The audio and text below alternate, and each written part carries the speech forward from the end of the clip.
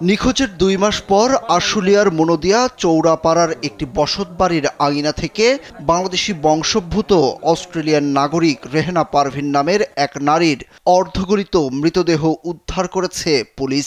অপহরণ মামলার প্রেক্ষিতে রহস্য উদ্ঘাটন করতে পুলিশের সময় লেগেছে ২ মাস।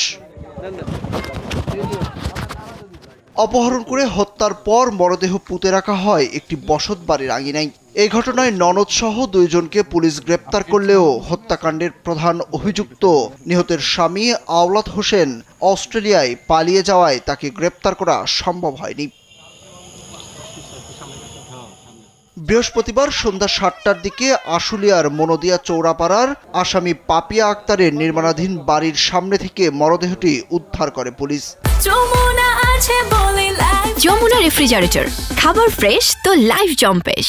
এর আগে রেহেনা পারভিনের মা ৩ জুলাই নবাবগঞ্জ থানায় ৪ জনের নাম উল্লেখ করে একটি অপহরণের অভিযোগ দায়ের করেন। অস্ট্রেলিয়া সরকারের কাছে, অস্ট্রেলিয়া এমবাসির কাছে সর্বোচ্চ ফাঁসি চাই, সর্বোচ্চ ফাঁসি চাই।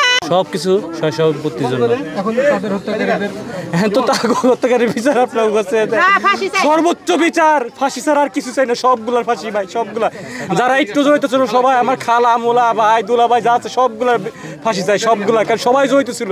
নিহত বাংলাদেশি বংশোদ্ভূত নারী ঢাকার নবাবগঞ্জ থানার পাতিল গ্রামের লেহাজ উদ্দিনের মেয়ে। তিনি স্বামী আওলাদ হোসেন ও ৫ ছেলে মেয়ে নিয়ে অস্ট্রেলিয়ায় বসবাস করতেন। জানা গেছে রেহেনা পারভিন গত ২৯ জুন তার ছেলেকে নিয়ে বাংলাদেশে আসেন।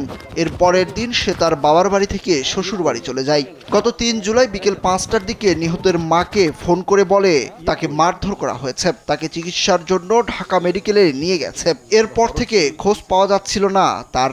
আমাদের একটি টিম, স্পেশালিস্ট টিম, গত ৩-৪ দিন ধরে ঢাকা, মানিকগঞ্জ এবং নরসিংদী বিভিন্ন জায়গায় অভিযান পরিচালনা করে এই ঘটনার সাথে সম্পৃক্ত ২ জন আসামি, একজনের নাম হচ্ছে মোহাম্মদ আমজাদ এবং আরেকজনের নাম হচ্ছে পাপিয়া আক্তার।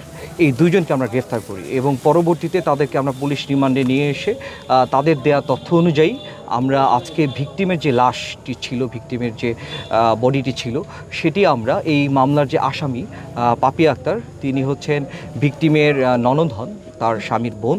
তার দেয়া তথ্য অনুযায়ী ভিকটিম এই পাপিয়া আক্তার যে বাসা এই আশুলিয়া থানার এখানে তার যে বাড়িটি ছিল, বাড়ির সামনে বাড়ি এবং সেফটি ট্যাঙ্কির মাঝখানে একটি জায়গায়, উঁচু জায়গায় মাটির ঢিপি করে রাখা একটি জায়গা, সেইটা আমরা খনন করে আমরা সেখানে এই ভিকটিমের একটি বডি পাই। আমরা আমাদের যেহেতু তথ্য রয়েছে, তারা যে তথ্য দিয়েছে সেই অনুযায়ী যেহেতু আমরা একটি লাশ পেয়েছি, তো আমরা ধারণা করছি এই লাশটি হচ্ছে আমাদের যে নিখোঁজ অস্ট্রেলিয়ান সিটিজেন রেহানা পারভিন তার বডি বা তার লাশ।